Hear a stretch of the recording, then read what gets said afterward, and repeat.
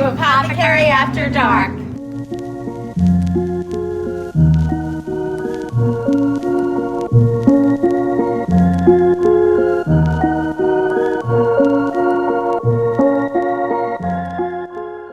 Hey everybody, it's another episode of Apothecary After Dark, where we talk about all the things that we find interesting after the doors are locked and the customers are gone for the day.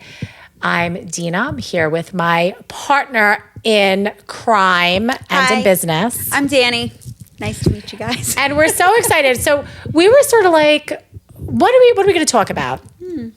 And we do get a lot of people that write in that ask questions about like, how do you be a witch? What's being a witch? Is it like, what's witchy? What's that? Yeah. And I think one of the most sort of in tuned way of getting in touch with who you are as a human being living on the planet is living within the seasons. Yeah. It's very intuitive and natural to us. Mm-hmm. So some people call it paganism. Other people may, identify with shamanism. The indigenous peoples from all over the world lived by the weather and by the resources available to them. Exactly. And, we have modern technology where we have lighting everywhere, we have air being pumped into buildings. We have heat, we have air conditioning, right? We have all the things. All the stimulation that sometimes we get away from that. But there is a natural cycle to life. And I think the more that you understand it and harness that energy, you really can benefit from it and use it to your advantage. Absolutely. Because, so many times, people, look, everybody wants to manifest their best life, right? Everybody wants to have the life of their dreams, whatever that looks like for you. But there are times of the year where getting what you want by having the energy to go after that which you desire comes easier to you than other times of the year. And then there are times of the year where maybe we just don't feel like it. Right. And what do we do then? Well, that can lead to burnout. So if you think about the summer doldrums or, the periods of hibernation, the bears go to sleep and they go into hibernation during the winter. Well, we like to take naps because it gets dark real early during the winter. I mean, I love to go to sleep early and just, there's a beauty of that. When the world kind of slows down and it's covered with a blanket of snow and it's just very peaceful and quiet, your natural rhythms do get into tune with that, and you want to be able to slow down and be a little bit less productive because that's a restorative period of life naturally. So it's actually unnatural to still be zooming around and trying to be like a productive worker bee because it's not what our body feels is natural, what it should be doing during that period. Right. Now, of course, we live in modern society, 21st century, so we have to work unless we are, independently wealthy in some way. But how can we honor, taking more rest, taking more time, really in those winter months when there isn't so much natural light, giving ourselves the grace and the allowance to not be as productive as we normally are versus a time like we are right now where there is more natural daylight, where it is time to sort of make things happen, get out there. You might feel more social, more, interested in being with friends or being in community. Versus in the winter times when there isn't so much light, I don't really want to hang out so much.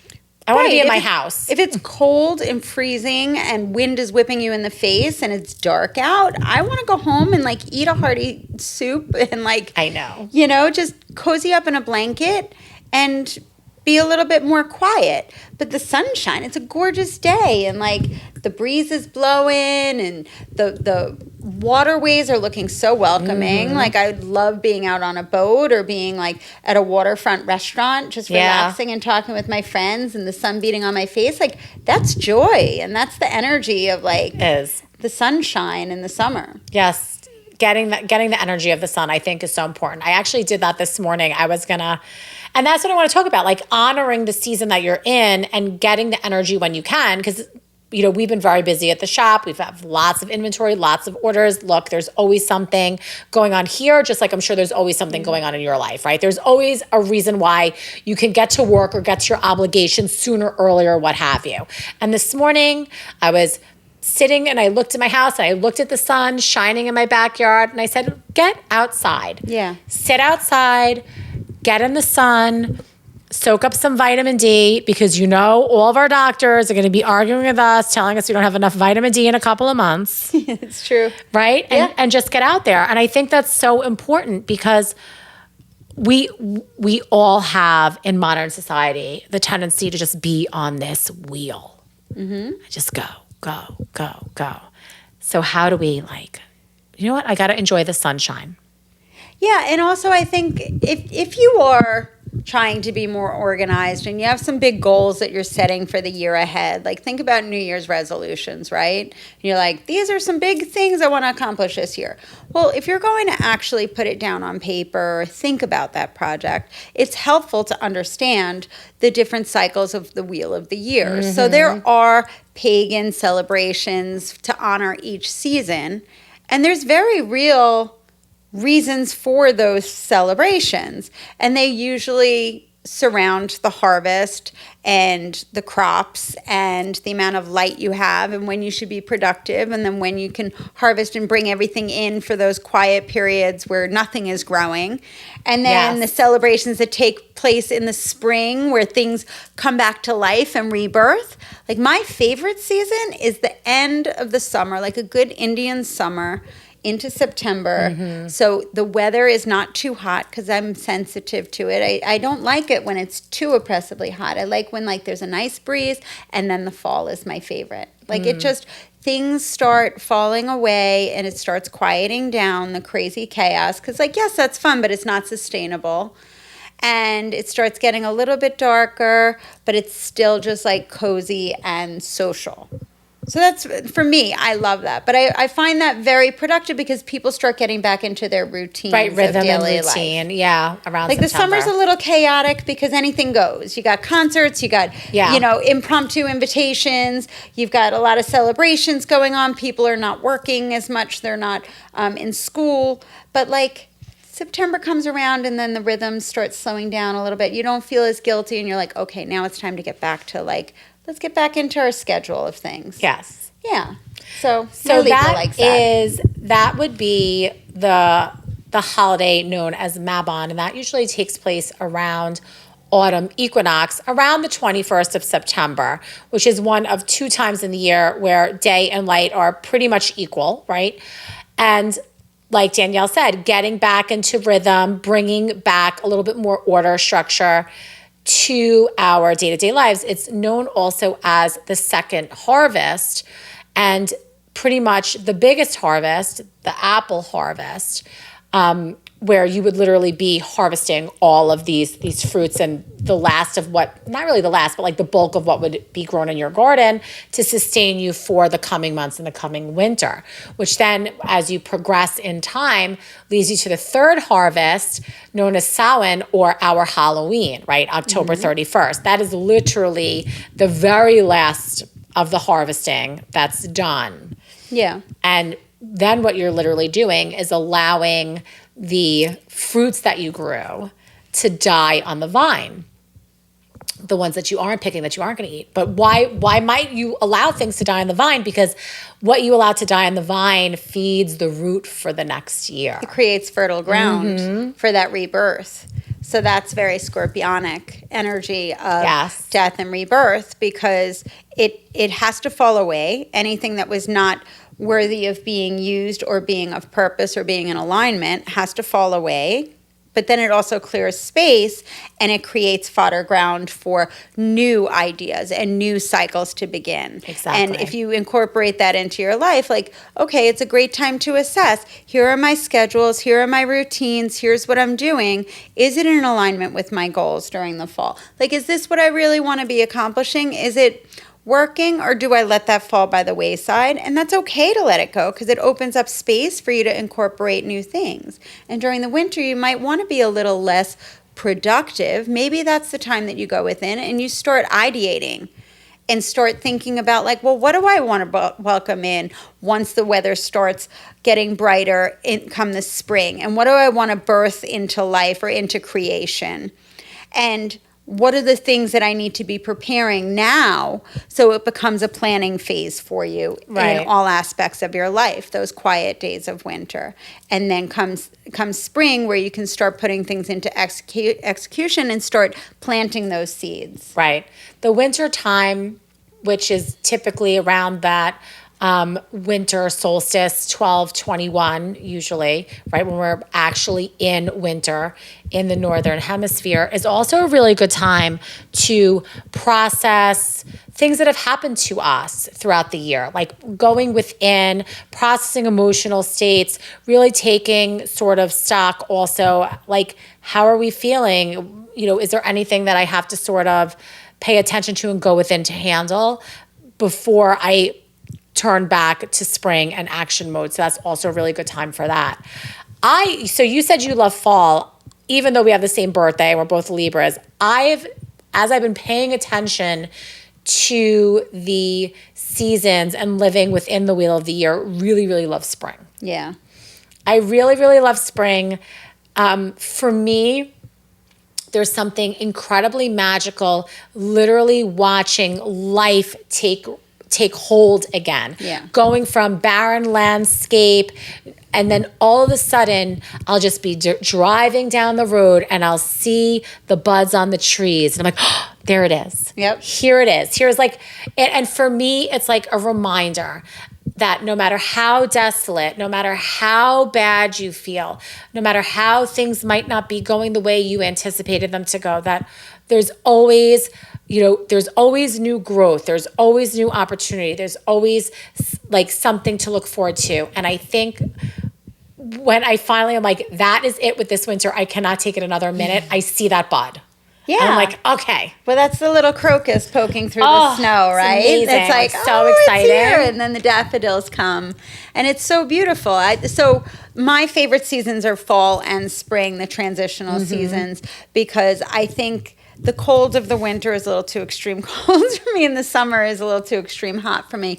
But I think there's nothing more beautiful than like watching a fern unfurl. Yes, like beautiful. I'm a huge fan of spending time in arboretums and botanical gardens, and I think it's just so gorgeous. And I always say nature is amazing. Like it truly is amazing, because the earth produces things that we couldn't even possibly imagine. Like if you look at a passion fruit flower, like how ornate and gorgeous, detailed, they're incredible.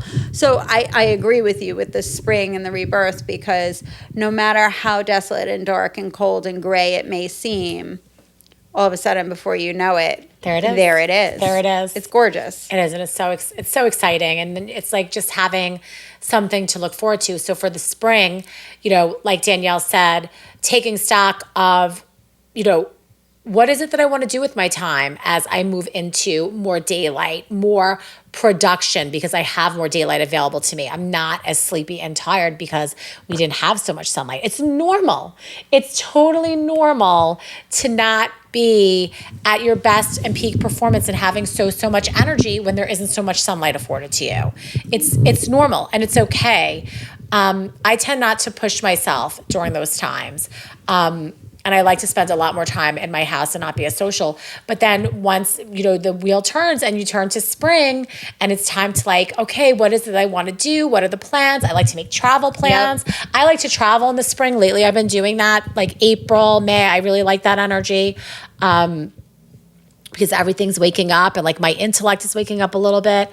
And And then like the beginning of summer for me, I still, because my kids are still in school, I really love that energy of like the end of the school year. And like, woo, no more teachers, no more books, like freedom, not having to wake up in the morning and make lunches and all that stuff. Like I love that. Like, but the summer is such a good time for really like taking advantage of that sunlight and really going full press into what you want to manifest and bring into your life for sure. Well, it's so funny because I have like scenes from the movie Footloose playing in my head right now where he's citing Ecclesiastes and he's like, there's a time to mourn and a time to celebrate and a time to dance. I know. Like, but there is. And I think like as long as you understand the energy and you honor the energy, there is a natural rhythm to why things are happening. So you give yourself the permission not to feel so guilty, because I used to carry this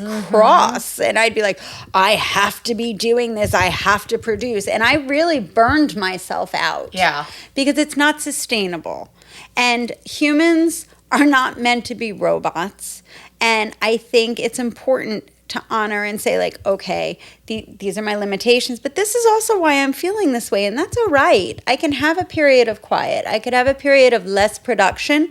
But if I still want to be productive, maybe I focus on the planning aspect of my goal setting. Maybe I dedicate my planning ahead of time to focus on that spring when I know I'm going to start feeling more invigorated and motivated to put those plans into place instead of like dreading it, like, oh, I really don't want to go out. I love you, but I really don't want to go out, you know? For sure. So I just think thinking that way and having the awareness about it, you could be more conscious about your decisioning and let go of some of that self-imposed guilt. Exactly. Yeah. Super important. Yeah. So one of the book resources that we really love is the Book of Blessings and Rituals by Athena Parakis. She has great ways that you could do rituals with yourself, with your family, with your friends, taking you through the wheel of the year. It's not from a religious standpoint, but she also has some really fun ways to honor bigger holidays as well. So she goes month by month. So for example, June, she has month of balance, cycles, and celebrations. She does a little bit of teaching and she has different rituals and ceremonies in there. It's just a really, really fun way to educate yourself as to what is the wheel of the year, what are the different seasons, and what should I be focusing on, keeping in mind that this is Northern Hemisphere based, so it would be opposite if you're on the Southern Hemisphere. Right, and I think there's really fun ideas also if you have children and you want to get them involved in like creating fun crafts or ideas, you know, like you think about pumpkin picking or apple picking. Right, exactly. So like all throughout the year, there's different ways that you can honor the cycles of what's happening and just really get back in touch with our natural energies and natural instincts. If you're local to us, we also do have Wheel of the Year rituals with Samantha for every single ritual. I think our next one is coming up this week. It might be actually I think so, the Lamas one. Thursday. So soon. So definitely check our website out as we put those offerings together for you. And as always, we're going to pull a tarot card. We're going to lean into the energy for the collective for the next 2 weeks and sort of see what we're working with. I'm working with the traditional Smith-Waite deck. If it ain't broke, don't fix it. And I'm using my favorite, the Light Seers Tarot by Chris Ann. Just love this deck, and I love the art, and I love the energy. So, all right, let's see what I got. Oh, the Chariot, which is so appropriate. So it's forward motion, and it's got your light and shadow, and, you know, things are going to keep on moving, and he's like on top of the chariot as it's moving forward, so hold on for the good and the bad, like you're in for a ride. So how do you work with the energy? Because it's almost like there's little fireflies floating around him. It's really beautiful artwork, but I think, you know, you never know exactly what you're going to expect, but you can be prepared, and then there's always serendipity that's coming too. But the horses are, you know, they're in tandem, running alongside each other, but So I'm gonna pair your Chariot with the Two of Wands. So the way I'm gonna merge the message is if you notice, let's do it this way, is that he's holding the world, he's looking off, and so I'm going to say, be prepared for unexpected news to come up over the next 2 weeks, literally opening you up to new opportunities, possibly even travel is sort of like what I'm leaning in with these two together. I like that. Right? A little serendipity, a little surprise. Exactly. So if this resonates with you or if it comes to pass, definitely let us know in the comments. Thanks so much for spending time with us today. You could find us at Amityville Apothecary across all social media platforms. Remember to please share, subscribe, and comment on our podcast. That means a lot to us. Yeah, thanks so much for spending time with us. We appreciate you, and we hope to see you soon. See ya. Bye. Bye. Thanks so much for listening to us today. We look forward to connecting with you again soon, so be sure to come back for the next episode. And make sure to follow us on social media. It's the fastest way you can get in touch with us at Amityville Apothecary, Instagram, Facebook, TikTok, and YouTube. And of course, like, subscribe to this podcast. We are eternally grateful for your support.